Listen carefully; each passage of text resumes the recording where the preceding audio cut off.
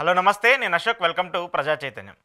జగన్మోహన్ రెడ్డి అధికారం కోల్పోయి 7 నెలలు అయిపోయింది. 7 నెలల్లో ఈ యొక్క 7 నెలల్లో పార్టీకి సంబంధించిన వ్యవహారాలపైన, పార్టీకి సంబంధించిన తప్పులపైన, గత 5 ఏళ్లలో చేసినటువంటి పరిపాలనకు సంబంధించిన మిస్టేక్స్ పైన కూడా ఒక రివ్యూ అయితే చేసుకుంటున్నారు. ఏదైతే ఓడిపోయినటువంటి కారణాలు ఉన్నాయో వాటన్నిటిని తిరిగి సమీక్షించుకుంటూ పార్టీకి సంబంధించిన బలోపేతం పైన జగన్మోహన్ రెడ్డి దృష్టి సారించుకుంటూ వస్తున్నారు. అయితే ఇప్పటికే దీనికి సంబంధించి నియోజకవర్గాల వారీగా, జిల్లాల వారీగా, ప్రాంతాల వారీగా ఎవరెవరికి అక్కడక్కడ నియామకాలు ఇవ్వాలి, దాంతోపాటు ప్రాంతాలకు సంబంధించి అధ్యక్షులు ఎవరు ఉండాలి, నియోజకవర్గాలకు సంబంధించిన సమన్వయకర్తలు ఎవరు ఉండాలి అనేటువంటి అంశం మీద కూడా జగన్మోహన్ రెడ్డి ఒక చర్చనైతే చేసుకుంటూ వస్తున్నారు. దానికి సంబంధించి గతంలో ఏదైతే ఎన్నికల సమయంలో దాదాపు 80 నుంచి 85 మందిని నియోజకవర్గాలు మార్చడం, ఎమ్మెల్యేలని ఎంపీల స్థానాలకు, ఎంపీల స్థానాల నుంచి మంత్రుల్ని మళ్ళీ ఎమ్మెల్యేల స్థానాలకు ఇలా మారుస్తూ వచ్చారు.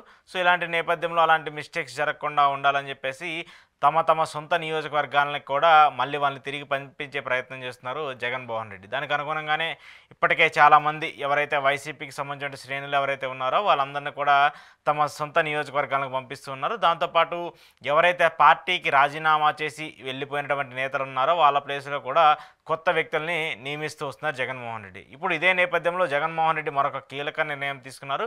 నెల్లూరుకు సంబంధించి వైసీపీ పార్టీ కీలక నేతగా ఉండి యువనేతగా ఉన్నటువంటి అనిల్ కుమార్ యాదవ్కు మళ్ళీ జగన్మోహన్ రెడ్డి కీలక బాధ్యతలు కూడా అప్పజెప్పబోతున్నట్టు మనకు అర్థమవుతుంది. ఇప్పటికే ఆయన పార్టీకి సంబంధించి పిఎస్సి మెంబర్గా ఉన్నారు. పార్టీకి సంబంధించిన కార్యక్రమాల్లో కూడా యాక్టివ్గా ఉంటూ వస్తున్నారు గత 2-3 నెలల నుంచి. దీంతోపాటు ఆయన సొంత నియోజకవర్గమైనటువంటి నెల్లూరు సిటీకి కూడా తిరిగి మళ్ళీ అనిల్ కుమార్ యాదవ్ని పంపించాలని చెప్పేసి కూడా జగన్ డిసైడ్ అయినట్టు తెలుస్తుంది. నెల్లూరు సిటీకి సంబంధించి ఆయనకి మళ్ళీ తిరిగి బాధ్యతలు కూడా అప్పజెప్పబోతున్నట్టు కూడా తెలుస్తుంది. జిల్లాల పర్యటన ప్రారంభించిన తర్వాత మళ్ళీ యొక్క అంశం మీద సుదీర్ఘంగా చర్చించిన తర్వాత వాళ్ళకి సంబంధించి ఆ బాధ్యతలు కూడా అప్పచెప్తామని చెప్పేసి కూడా పార్టీలో చర్చ జరుగుతుంది. అయితే అనిల్ కుమార్ యాదవ్కి సంబంధించి ఆయన గతంలో ఎమ్మెల్యేగా పోటీ చేసి విజయం సాధించారు. ఆ తర్వాత మంత్రి అయ్యారు. కానీ ఏదైతే ఐపాక్ ఇచ్చినటువంటి రివ్యూ ప్రకారం అక్కడ ఆయన ఎమ్మెల్యేగా పోటీ చేస్తే ఓడిపోయే అవకాశం ఉంటుంది కాబట్టి ఆయన మరొక నియోజకవర్గానికి పంపించి ఎంపీగా పోటీ చేయించాలని చెప్పేసి ఐపాక్ సజెస్ట్ చేసింది.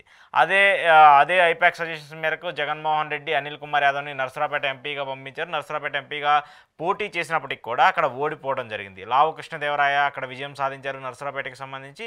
సో అనిల్కి ఇదొక పెద్ద మైనస్గా కూడా కనిపిస్తుంది. ఎందుకంటే సొంత నియోజకవర్గాన్ని వదిలేసి వేరే ప్రాంతానికి వెళ్ళి కొత్త ప్రాంతంలో ఎంపీగా పోటీ చేయడం అనేది కొంత సవాల్తో కూడుకున్నటువంటి వ్యవహారమైనప్పటికీ కూడా అక్కడెక్కడ కూడా అనిల్ కుమార్ విజయం సాధించేందుకైతే అవకాశాలు దక్కలేదు. సో ఆయన మళ్ళీ తిరిగి అక్కడ ఓడిపోయిన తర్వాత తన సొంత నియోజకవర్గానికి ఆయన చేరుకొని అక్కడ ఉన్నటువంటి పార్టీకి సంబంధించిన వ్యవహారాలు, పార్టీకి సంబంధించిన కార్యక్రమాల్లో కూడా అనిల్ కుమార్ యాదవ్ పార్టిసిపేట్ చేస్తూ వస్తున్నారు. సో ఇప్పుడు జగన్మోహన్ రెడ్డి మళ్ళీ ఆయనకి అనిల్ కుమార్ యాదవ్కి సిటీకి సంబంధించిన బాధ్యతలు, అలాగే రూరల్కి సంబంధించిన బాధ్యతలను కూడా అప్పచెప్పబోతున్నట్టు తెలుస్తుంది. ఈ 2 నియోజకవర్గాల్లో మళ్ళీ తిరిగి వైసీపీ పట్టు సాధించడానికి, వైసీపీ తిరిగి విజయం సాధించడానికి అనిల్ కుమార్ కీలకంగా మారుతారు కాబట్టి ఆయనకి మళ్ళీ ఆ నియోజకవర్గాలకు సంబంధించిన బాధ్యతలు కూడా ఇవ్వబోతున్నారు. ఎందుకంటే గతంలో నెల్లూరుకు సంబంధించి 2019 ఎన్నికల్లో ఏదైతే వైసీపీ 151 స్థానాలు సాధించిందో ఆ 151 స్థానాలకు సంబంధించి నెల్లూరులో ఉన్నటువంటి 9 అసెంబ్లీ సెగ్మెంట్లను, అలాగే ఎంపీకి సంబంధించిన సెగ్మెంట్ను కూడా వైసీపీ గెలుచుకుంటూ వచ్చింది. కానీ దీనికి భిన్నంగా మొన్న జరిగినటువంటి ఎన్నికల్లో 2024 ఎన్నికలకు సంబంధించి